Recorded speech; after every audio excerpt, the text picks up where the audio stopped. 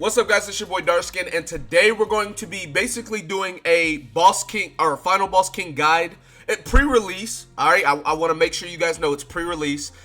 This is basically going off of JP's Final Boss King because obviously we don't have Final Boss King for global yet. But this is just a pre-release guide. I mean, if it comes out and it's the exact same, hey, you guys already got your guide or whatever.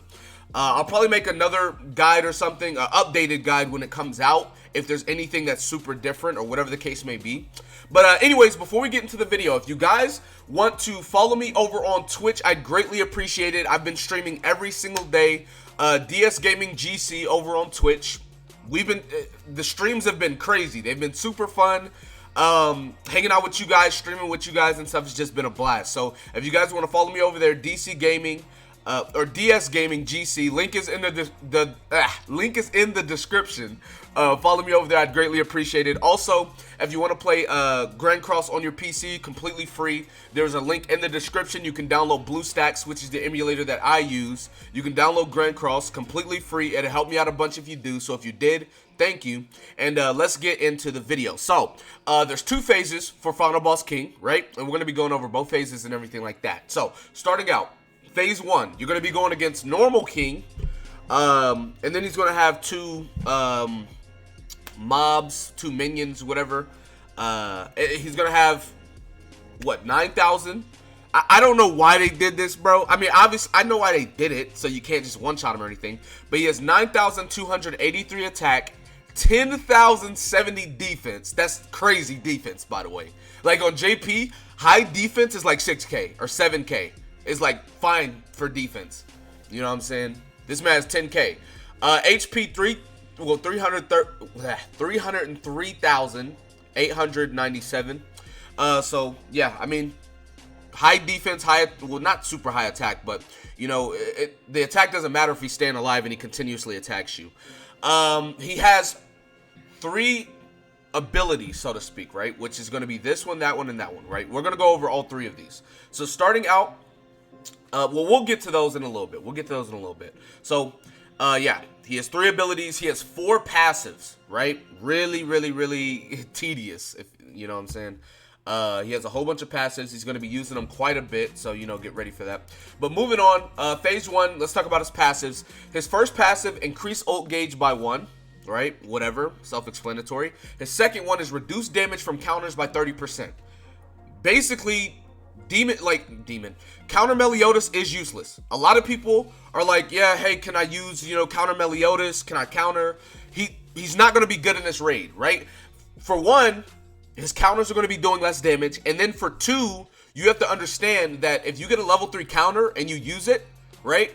He has 2 phases. So unless you're like level 3 countering like phase 2, it's not going to be near as impactful because you're going to counter, beat phase 1, and then go to phase 2 with no counters. And I mean, I'm not saying he can't work at all, but I mean, there's just better options, honestly. There's just going to be better options over him that, since his counter does less damage.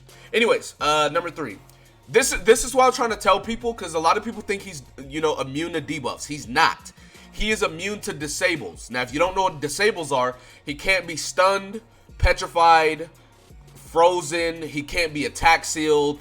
None of that. Because those stop him from playing the game. If it stops him from doing something, he is immune to it. That's what a disable is. All other debuffs are removed on his turn. Meaning, Jericho poison, you can poison him, and then you can, attack him. Same thing with, just any unit that has a debuff that does not stop him from playing the game, you can do.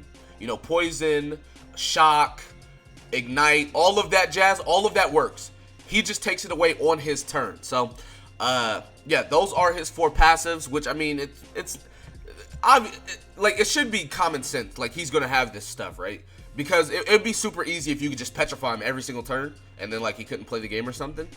It sucks that he can't be frozen, though, because if he could, you'd be able to nuke. But, I mean, obviously he can't, so you can't nuke him. Moving on to his skills. He has an AoE attack, which applies crushing, and then he has petrify. Now, if you guys don't know where these attacks came from, the AoE attack is from Red King, which you actually use Red King against Albion in what, I believe chapter 6. But Red King doesn't come into the game till like months later. But it's basically this right here. and it says exploding, but the other one's crushing, so just, you know, whatever. Anyways, 100, 150, 200%. It's this ability, but the percentages are different, right? It's 120, 180, 300, and applies crushing. So, I mean, that's going to be his main damage source, right? On turn 1, or phase 1, he's going to be using this one almost all the time. He very, very rarely will use Petrify. Now, I mean, we all know what Petrify does. We all know what it is. It's nothing crazy as far as that goes. Now, it's 200, 200, 300, whereas Blue King is 200, 200, 250, but I mean, that's whatever. So, yeah. And then, obviously, he has the same ultimate he always has, you know, Sunflower.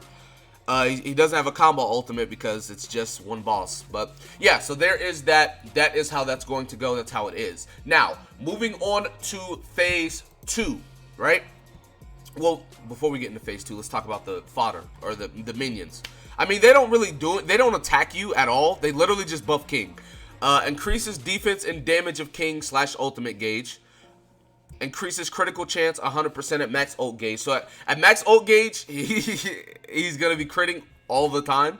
That's why I was saying he's a combination of Blue King, Green King, and Red King. Invulnerability, meaning that, like, you cannot kill them. You have to just kill King or whatever. Immune to debuffs, right? So you can't debuff them as well. But yeah, like, you're going to want to focus King anyways. You're not going to be attacking these two at all. Like, that doesn't do anything. You want to kill King. That is the whole point, right? You kill King, that's how you get the job done. Now, moving on, right? Skills, every turn increases team's attack by 20%, stacking per buff, right? So, literally, that's all they do. They don't attack ever. They literally are just buffing themselves and buffing King. So, there is that. Moving on to phase 2. Now, phase 2 is where it gets really, really disgusting, right? So, you know, now we're at Final Boss King. It's not normal King anymore. His attack went from what, 9,000-ish to 13,754. He has the same defense, which is fine, but his attack has went up drastically, and now his HP has gone up to 474,840. So he now has what, 4,000 more attack and 174,000 more HP. Really, really ridiculous. Going over his skills, right? Or his passives. Let's go over passives first. Yeah, I forgot I had this in order. +2 ult gauge, right? Which, okay. Removes debuffs on King's turn. So, literally, it's the same thing as the other one. You can poison him, you can ignite him. He'll just remove it on his turn. Immune to Petrify, Stun, Freeze, which is obvious. Reduces damage received by counterattack by 30%, obviously. And then reduces damage received by ultimates by 20%.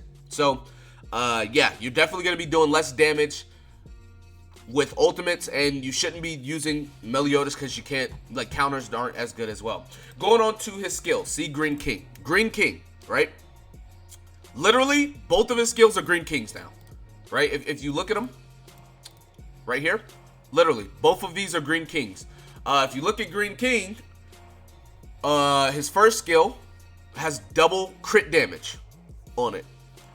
If King gets max ult gauge and he attacks you, he's probably one-shotting, all right? Because if you guys don't know, King does more damage the more ult gauge he has, right? And then he also gets more crit chance the more ult gauge, with it being 100% at max gauge. So once he gets max gauge, if he does this move, he's probably one-shotting you.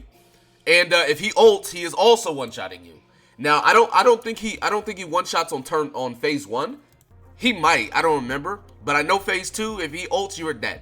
He also has this move right here, which, I mean, it's Green King. We all know what Green King does, which is, you know, whatever. Moving on to the minions. Invulnerability, obviously. Immune to debuffs, obviously. For each ultimate gauge, increase critical chance by 0.2 or crit damage by 0.2. So, not only is he now getting crit chance, he's now getting crit damage. Ult gauge +5. And then we'll go to the skill. Literally, the only thing that they're going to be doing is reduce defense skills by 30% for 2 turns. That's it. Now, how you want to go about this. The best way, right? The best way to go about beating him is you want to have people that can take away ult gauge, obviously. Like, because if you're not taking away ult gauge, he's obviously just going to ult and he's going to kill you, right? So taking away ult gauge is going to be a very, very big part of beating this. I don't know if Escanor is going to come out, but if Escanor does come out, Escanor is going to be very, very good for this raid simply because he can take away buffs. So he's going to be able to take away buffs for King, which is going to be super, super good, man. Because, like, obviously he's going to be doing more, like, it's self-explanatory, right? For Jericho, I know that he takes less ult damage on his phase 2, but Jericho's ult is still going to be really good. I'm pretty sure he has, like, base King stats as far as, like, crit resistance, etc., this, that, and the third, right? So, I mean, that's going to be whatever, nothing crazy. Main units you want to be bringing to this raid are going to be Escanor if he drops, Green Merlin, Jericho's going to be really good, Elaine is really good if you guys want to, if you want to build her up, Red Gother is going to be amazing. For your 4th slot units, you could take SR Liz for her passive, she's going to be healing. You could take Green Alioni for his passive, or you can take Green Jillian for her passive. If you want to know what their passives are, right? I mean, you should already know, but SR Liz, let me go ahead and just type this in. SR Liz, she's going to be healing 10% of your max HP at the start of turn when taking damage, which you're going to be taking damage every turn. It's going to happen. If you want to look at Alioni, Alioni's going to be giving increased damage to green units by 10%. Attack-related stats, so that's attack, crit chance, crit damage, pierce rate, all of that jazz. Really, really good. And then if you want to look at Jillian, Jillian's going to be giving HP to green units. So, I mean, your team is going to be mainly green units, right? Escanor's green, Jericho's green, Elaine's green, Merlin's green. The only red units you're going to be taking, if any at all, would be SR Liz and Red Gother. Those are going to be the only red units. If you guys have not checked out my last video, I actually go over, like, in-depth team building guides for you guys. Just talking about all of the best units for you to be, like, taking. If you guys want to check that out, make sure you guys do that. But, yeah, so this is basically the pre-release King guide, or going over King guide, pre-release, whatever, you know. Anyways, that's gonna be it for this video. Be sure to give it a like, subscribe to the channel if you're new, comment down below, tell me what you guys think in the comment section below. With that being said, I will see you guys next time. Peace.